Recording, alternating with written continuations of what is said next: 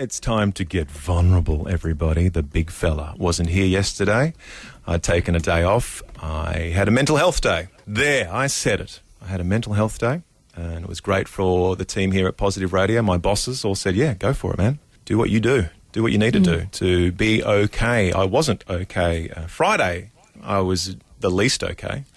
For many reasons. I could go into them, but, I mean, we'd be here for a while because we've got a lot on our plates, I think, as human beings, especially in lockdown and when you're a parent. And I've got 4 kids and homeschooling. I've got some physical hurdles that I'm living with. I fight against my own physical self sometimes with some back issues. And also, there is a specific time of the year where I do get quite emotional. And I'm not going to go into that right now. It's personal reasons and around about my birthday or Father's Day, I get a bit caught up in some stuff. And it's just me. It's just my stuff. Everyone's got stuff. Everyone's got stuff that they go through. Everyone either has physical stuff that they're dealing with or mental stuff or emotional stuff. And it's how you deal with that that's important. And that's what we wanted to talk about this morning. So, yes, Friday, I had a mini panic attack about Friday afternoon, and I don't normally have those. Was that the first time you'd had a panic attack, do you think? I've had a couple. I was with my counsellor, Anne, on Monday. I had an hour with Anne, and she described that's what it was. For me, it was just a lot of stuff crashing in on top of me mentally and emotionally, and my heartbeat was elevated. So you know that moment where you start to get the shakes and your heart is in your ears. You can hear your heartbeat bouncing around inside of your head. I was shaking uncontrollably. I'd moved out to the front yard because that's where I do all of my crying, in the front yard. I've established this. That's the only place I tend to go. Because I as a man and a dad, sometimes I'd want to keep that away from the kids. And it didn't last for very long. It was probably about half an hour, but I just knew I wasn't right. And I just knew that I had to do something about it. And I'm the sort of guy, Lucy will attest to this. I'm the typical guy. I don't want to generalise because I think guys have improved in great strides in this area. But normally I'm just a very practical guy, day by day by day, keep going, push it all down. Think you're processing it, think you're dealing with it, you're not really dealing with it. And I definitely wasn't dealing with it on Friday. Tried to get some structure around what was going on across the weekend. As I said, massive shout out to Anne, my counsellor, who's amazing at and sorting me out, and also had some time with my chiro, Quentin, who is a genius. And also, he should be chiro/counsellor as well, Quentin. So he helped me out on the Monday. And it was just a big weekend of self-care. As a 45-year-old male, I am happy to say that I have not got everything under control. It's easy to listen to Lucy and Kel sometimes and think, look at those guys having fun on a Tuesday morning. Hey, everything's exciting, guys. And did you see the Masked Singer last night? But on the inside, like all human beings, there can be a bit of turmoil going on. So dealing with that sort of stuff is tough.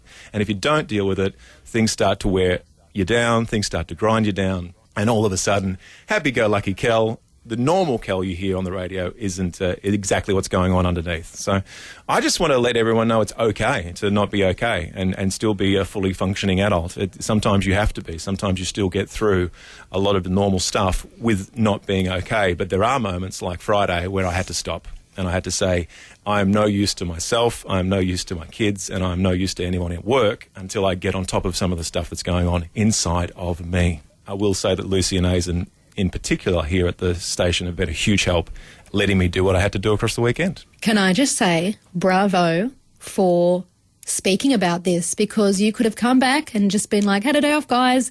It's very rare that hosts let audiences into the very depths of their personal lives, which is so incredibly brave and wonderful and real. And I'm really proud of you, especially as a man, modelling that, Kel, because I cannot think of many male radio hosts in Melbourne, if any, who are as vulnerable and as open as you. So first of all, let me say well done. Second of all, let me say I think this is a great chat to have about anxiety and panic attacks, because we all know that many of us suffer from it, and especially during lockdown, this has risen. The statistics are showing that panic attacks and anxiety is on the rise. And so I think you're right. We should talk about this and maybe talk about ways we can work through these. I have had panic attacks and anxiety for the last 4 years because of my own personal situation, and I had never experienced them before then. And then they became a part of my daily life. And now with a lot of help. They're very rare, but they pop up from time to time. So I've got a lot of tips that we can chat about, and we can open the phone lines about how to move through these times. And I would say straight out the gate, I've had interactions with a lot of family members and friends that have gone through this sort of situation, and I know for a fact it's not a weakness. If you're going through something like this and you feel like something has gone wrong with you, that is not the case. It's actually just your body saying enough is enough. This is too much stress. This is too much emotional baggage. This is too much undealt with stuff. And essentially your body is just trying to cope with the stress that you're under. Yes. In fact, your body's trying to protect you. When you look at it neurologically and physiologically, it's giving you all this adrenaline because it thinks something is about to happen because it's getting that sense from your brain. So it floods your body with all this adrenaline going, well, I'll help you out by giving you all this adrenaline because if it's a dinosaur running after you, you'll have all this energy to run off. But it's obviously not that. But your body then has all this adrenaline surging through it, and that's why you have all these raised heart rates and why you feel so panicky, because there's a chemical flowing through your body. It's fascinating when you think about it that way. It's no fun. So if it's never happened to you, it's no fun. It does feel like, and I'll be honest, it does feel like something is wrong with you or something is breaking in you.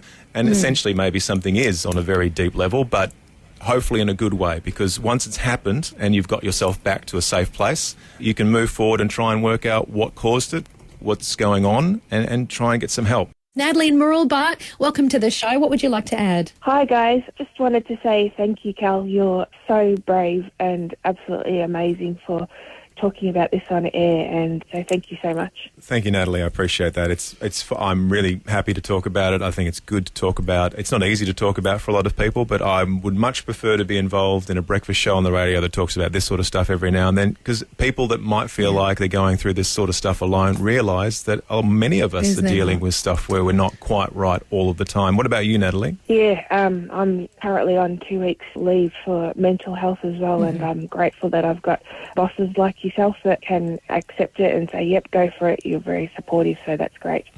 I just wanted to mention a couple of books that I found out about for myself, as well as my daughter that has panic attacks and anxiety at times, and they're 2 children's books called Hey Warrior and Hey Awesome, and they talk about, they're just brilliant, and they talk about why our brain goes through panic attacks, and, you know, sometimes the brain thinks that it's protecting us, and, you know, whether it's a bunch of lions chasing us or if it's just everyday stuff, and doesn't have the difference when it's something that's really scary or something that's just, you know, what we're going through. And, yeah, I found that those 2 books are really helpful, and, yeah, just trying to get outside in that fresh air. Chloe, what are your coping tips? Have you gone through this? Is this something that's part of your life? So I was essentially born with anxiety. I have been a very highly anxious person from the get-go, and I had no ways of coping with it through most of my life until the last couple of years, particularly over the last 2 years.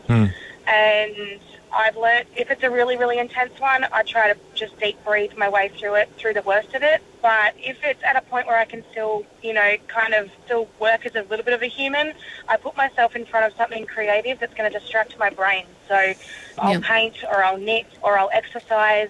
I'll do something like that that's going to break my brain's focus from what's going on to get through it a bit easier. Love it, Chloe. I think, Lucy, that good one, Chloe. is something similar along your lines, trying to get a focus away from obviously what the panic attack is focused on, and trying to just wind it down as you can, which is really good advice. Indeed. Thank you, Chloe, and we wish you all the best with your journey in regards to having to deal with that on what seems like a daily basis. Michael in Heidelberg West, how are you coping with these things? I see a therapist, and they've given me strategies to try and help sort of get out of an episode. I've got borderline personality disorder and post-traumatic stress disorder from an abusive childhood. Wow. Sorry, I'm about to cry. It's fine, Michael. It's okay. Thank you for talking about this, guys. So I do breathing strategies. I count my breath in and out, in through my nose, out through my mouth. I try to separate myself from the situation that I'm in when I start to feel an episode coming on. Things like that help. I've recently separated from my wife due to my traits with the borderline personality disorder. I suffer with abandonment issues and constantly feel like I'm not good enough for anybody or anything. So I'm currently going through a therapy called DBT, Dialectical Behavioural Therapy. They teach you strategies to deal with everyday life. We're proud of you for opening up. This is a lot, isn't it? It's a lot and it's heavy, and I'm glad you've got the light to turn to during this. It sounds like you've got some great professionals in your life as well, which is key, Michael. But just know that we're with you in this, mate, and I'm so sorry to hear about that. I'm sure there are people out there in similar circumstances thinking that they're the only ones, knowing now that there are other people out there dealing with the same stuff, and there is help out there. You just have to go and reach out for it. 89.9 The Light. Positive Radio.